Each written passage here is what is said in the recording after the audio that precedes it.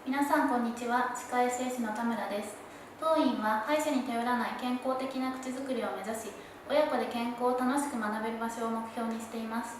予防に勝る治療法はありません。良好なお口周りの発育ができるように学べる環境を提供します。歯を削ることがメインの怖いところではありません。